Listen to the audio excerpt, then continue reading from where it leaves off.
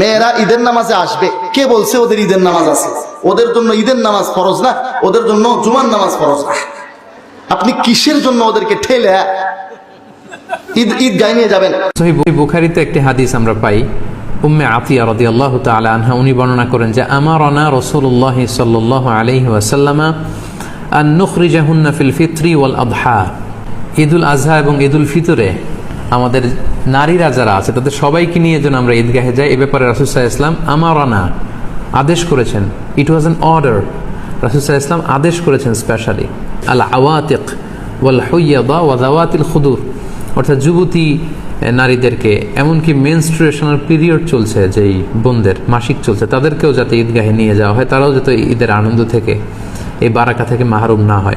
এবং পর্দানসীন বা অন্দরমহলের নারীরা অর্থাৎ কুমারী নারীরা যারা খুবই লজ্জাশীল তাদের সবাইকে নিয়ে যাতে ঈদগাহে যাওয়া হয়। সাজিদ রহমান জানতে চেয়েছেন, মহিলা মানুষেরা কি বাসায় একসাথে জামাতে ঈদের সালাত আদায় করতে পারবেন কি না? ঈদের সালাত মহিলারা আলাদা করবেন না। মহিলারা মূল ঈদের যে জামাত হবে সেই জামাতে অংশগ্রহণ করবেন। নবী সাল্লাল্লাহু আলাইহি ওয়াসাল্লাম অনেক গুরুত্বের সাথে মহিলাদেরকে ঈদগাহে আনার জন্য বলেছেন এবং পুরুষদেরকে বলেছেন মহিলাদেরকে তোমরা বের করবে। এমন কি যারা বয়স্কা নারী তাদেরকেও ঈদগাহে উপস্থিত করার জন্য নবী সাল্লাল্লাহু আলাইহি ওয়াসাল্লাম বলেছেন। যারা মাসিক অবস্থা রয়েছেন তাদেরকেও নবী সাল্লাল্লাহু আলাইহি ওয়াসাল্লাম ঈদগাহে যেতে বলেছেন। তারা নামাজ পড়বেন না, কিন্তু ঈদগাহে উপস্থিত হবেন যাতে ঈদের আনন্দে তারা শামিল হতে পারেন।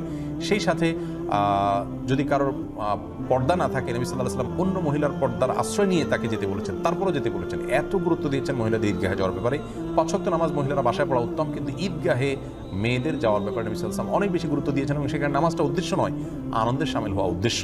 তো এই বিষয়ে যদিও হানাফি মাযহাবে মাকরুহ বলে থাকেন ওলামায়ে কেরাম, আমার মনে হয় যে এই বিষয় নিয়ে একেবারে ওলামা যারা আছেন তারা আরো বিবেচনা করবেন। এবং উম্মে আতিয়া রাদিয়াল্লাহু তাআলা আনহা বলেন, উমিরনা আন নুখরিজাল হুইয়াদ ওয়া যাওয়াতিল খুদুরে, আন নুখরিজাল হুইয়াদ ইয়াউমাল ঈদাইনে ওয়া যাওয়াতিল খুদুরে, আমাদেরকে আদেশ করা হয়েছে দুই ঈদে, ঈদুল আজহাতে এবং ঈদুল ফিত্রে আমরা ঈদের মাঠে যাব। আমরা যারা ঋতুবতী এবং যারা যুবতীর কাছাকাছি মেয়ে কিশোরী তারা ঈদের মাঠে যাবে। আমরা ঋতুবতী মহিলারাও ঈদের মাঠে যাব আদেশ করা হয়েছে।